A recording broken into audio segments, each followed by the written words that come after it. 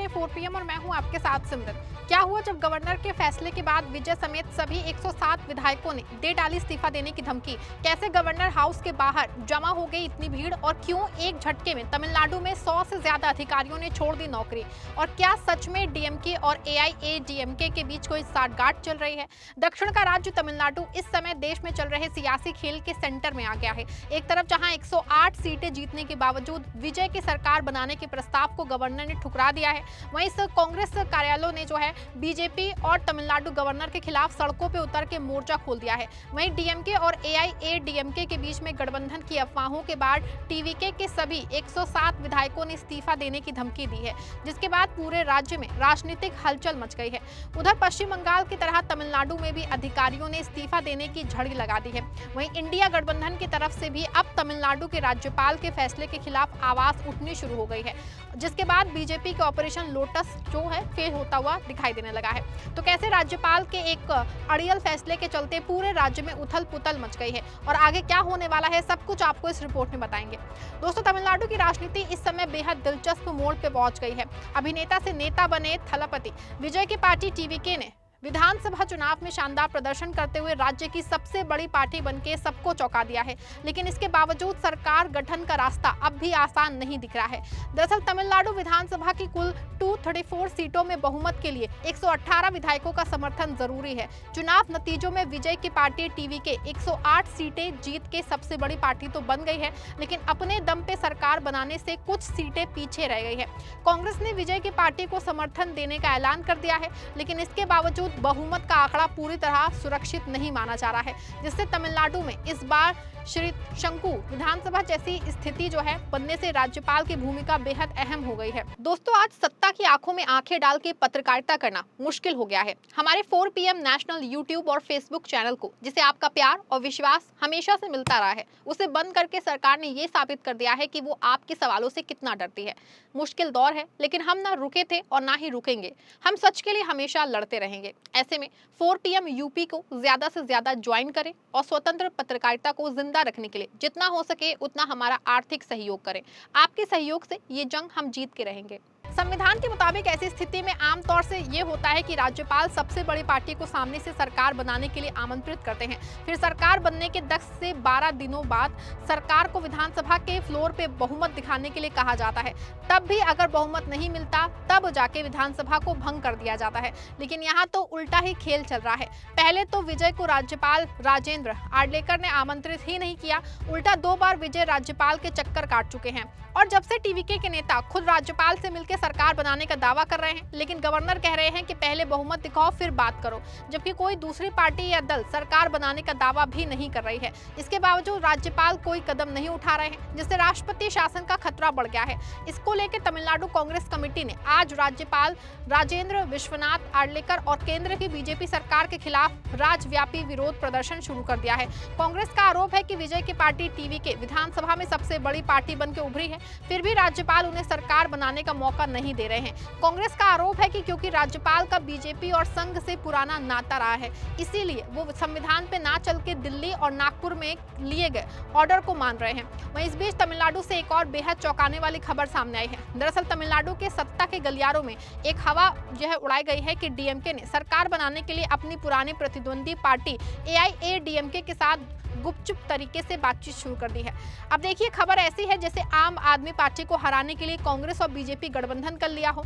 सोचिए, क्या कभी ऐसा हो सकता है कि कांग्रेस का बीजेपी के साथ गठबंधन हो जाए? लेकिन क्योंकि राजनीति में कुछ भी संभव है, इसीलिए तमिलनाडु के कुछ लोग डीएमके और एआईएडीएमके के बीच गठबंधन की खबरों को उड़ा रहे हैं, जिसके बाद विजय की टीवीके ने चेतावनी दी है कि अगर डीएमके और एआईएडीएमके मिलकर सरकार बनाते हैं तो पार्टी के सभी 107 विधायक इस्तीफा दे देंगे। हालांकि ये चेतावनी विजय ने खुद आधिकारिक तौर पे नहीं दी, बल्कि इंडिया टुडे ने सूत्रों के हवाले से लिखा है कि टीवीके नेतृत्व इस बात से खास तौर से नाराज है कि डीएमके और एआईएडीएमके के बीच एक गुप्त गठबंधन हो गया है, जिसका मकसद विजय को सत्ता में आने से रोकना है, जबकि दोनों में से किसी भी पार्टी के पास अकेले दम पे सरकार बनाने के लिए जरूरी संख्या बल नहीं है। इंडिया टुडे के सूत्रों का ये भी कहना है कि एआईएडीएमके के कुल 47 विधायकों में से लगभग 30 विधायक विजय थलापति के साथ हाथ मिलाने के पक्ष में हैं, लेकिन पार्टी प्रमुख ई पलानीस्वामी इसके लिए राजी नहीं है। उधर कांग्रेस ने विजय को औपचारिक रूप से समर्थन दे दिया है, लेकिन ये समर्थन बिना शर्त नहीं है। कांग्रेस ने शर्त रखी है कि गठबंधन में कोई भी सांप्रदायिक ताकत शामिल नहीं होनी चाहिए। कांग्रेस का सीधा इशारा AIADMK की तरफ था, जो राज्य में NDA का नेतृत्व कर रही है और बीजेपी के साथ गठबंधन में है।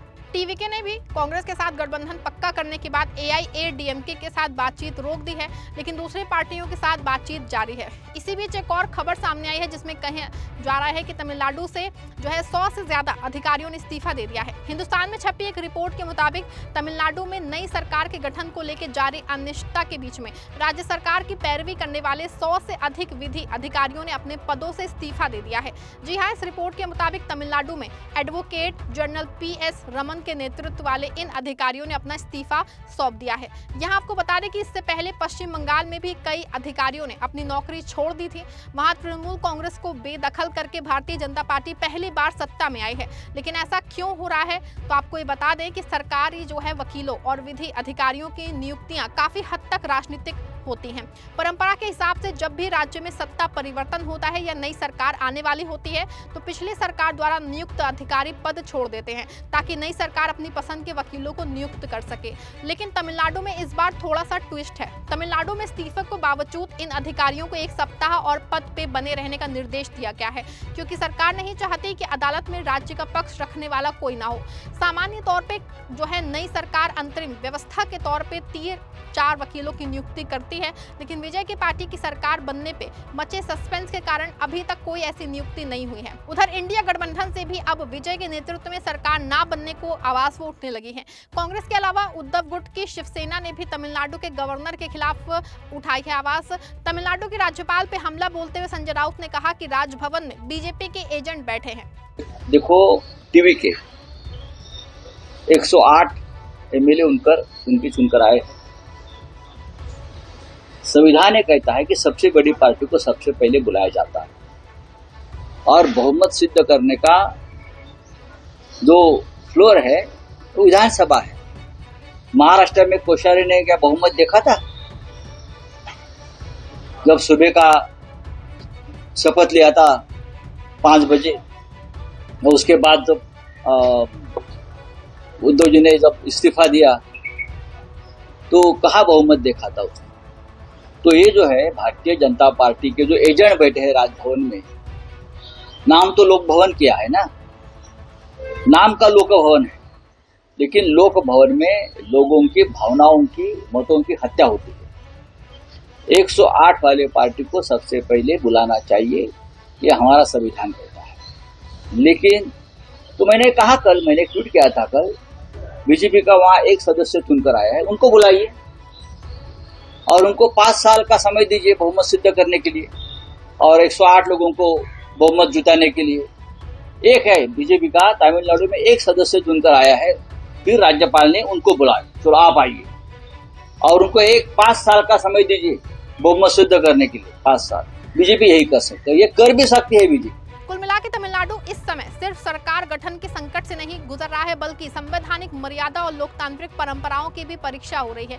सबसे बड़ी पार्टी बनने के बावजूद विजय को सरकार बनाने का मौका ना मिलना अब सिर्फ राजनीतिक मुद्दा नहीं, बल्कि जनता के जनादेश के सम्मान पे सवाल बन चुका है।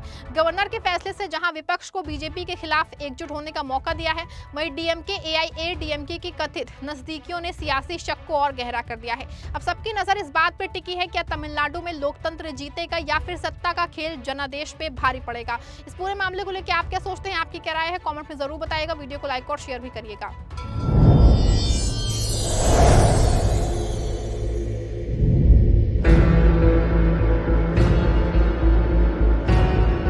India is on the verge of bankruptcy.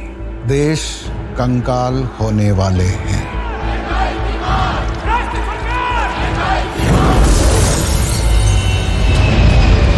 सुना है काफी दूरदर्शी हैं आप। पिछले साल ही इन्होंने अनुमान लगा लिया था कि इंडिया इकोनॉमिक क्राइसिस की तरफ जा रहा है। प्रॉब्लम बताई थी तो कोई सोल्यूशन भी तो सोचा ही होगा ना।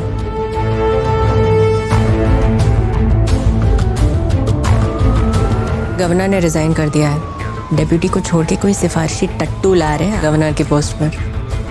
जिसने कभी इकोनॉमिक्स नहीं पढ़ी वो अब देश की economy सुधारेगा।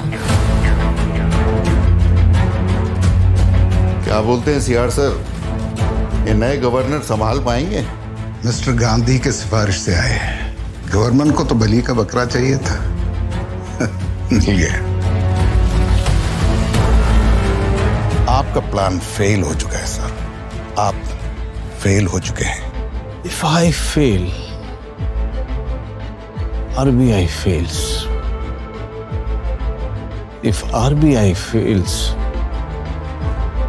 India fails. I will not let India fail.